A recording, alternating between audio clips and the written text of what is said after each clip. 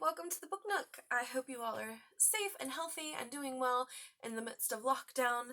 I've been going a little stir crazy, but I went on a bike ride today and that made a big difference. I think another difference for me has been having a good stack of to-be-read books, so that once I finish a fantastic book, I don't enter the malaise of struggling to pick the next book, because that can go on for far too long. I just finished Ali Smith's Spring. It was phenomenal. I can't wait for the next installment in the Quartet Summer to come out. It's supposed to come out in July.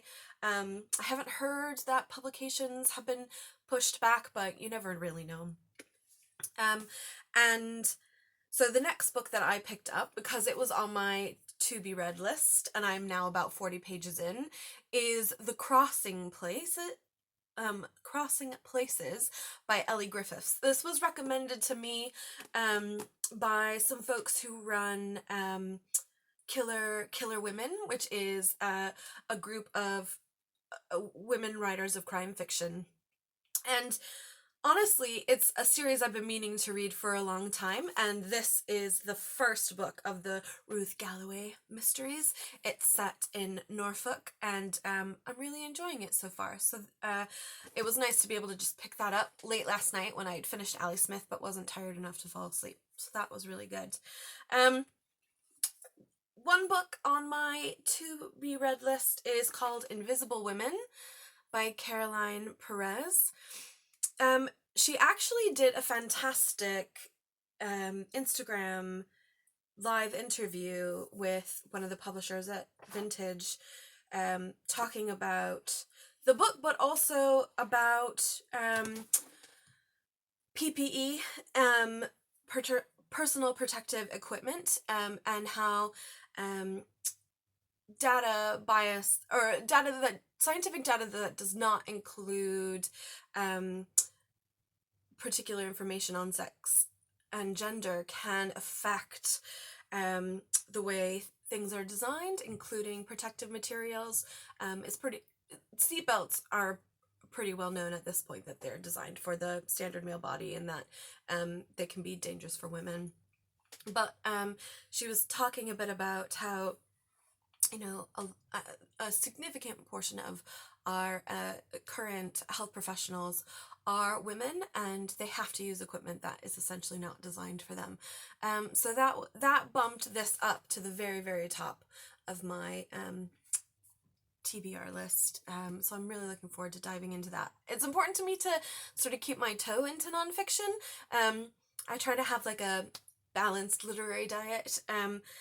Otherwise I just gorge myself on literary fiction, which is super fun and I highly recommend it. But I'm trying to branch out into other sort of genres, definitely the crime, and also a bit of horror. A friend of mine, Sorika, recommended Shirley Jackson's We Have Always Lived in the Castle.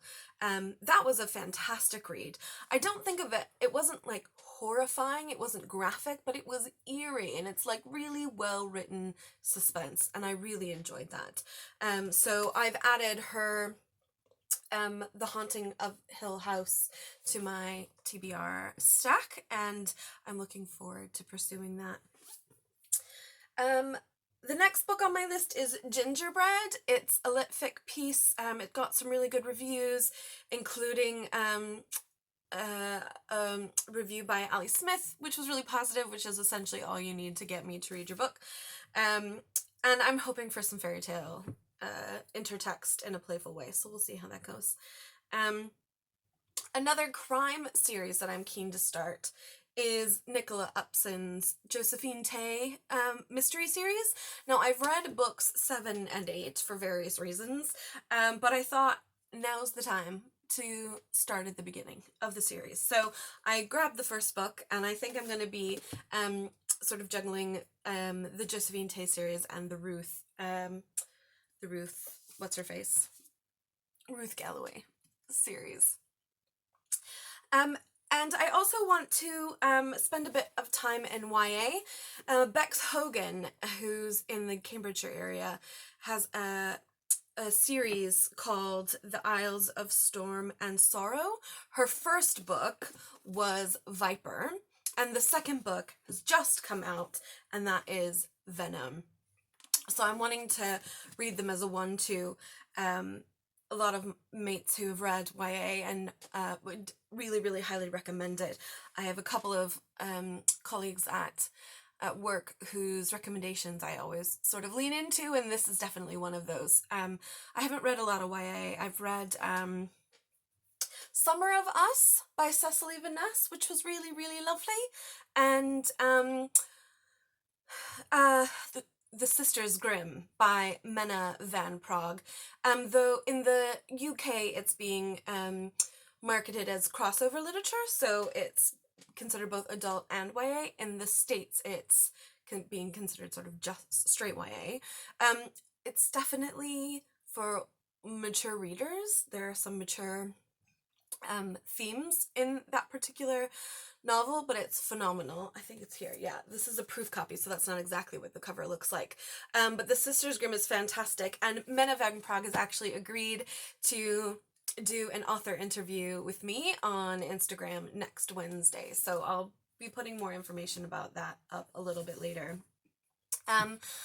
But yeah, hopefully that helps. Hopefully I've given you a taste of what I'm looking forward to reading and what I'm hoping to sort of get through in these next few weeks as things pile up. I've also wanted to start a little perfect pairing. I got a little I got some positive responses on my Twitter when I was pairing alcohol with books, and so I thought I'd just let you all know when I was finishing Ali Smith's Spring, I was drinking a whiskey sour, and now I am pairing some rosé with the Ruth Galloway mystery series. So bottoms up. I hope you all enjoy reading. I hope you get a perfect pairing, and if you have any recommendations for me or a perfect pairing suggestion, leave it in the comments. I hope you're doing really well. Stay safe and take care. Bye.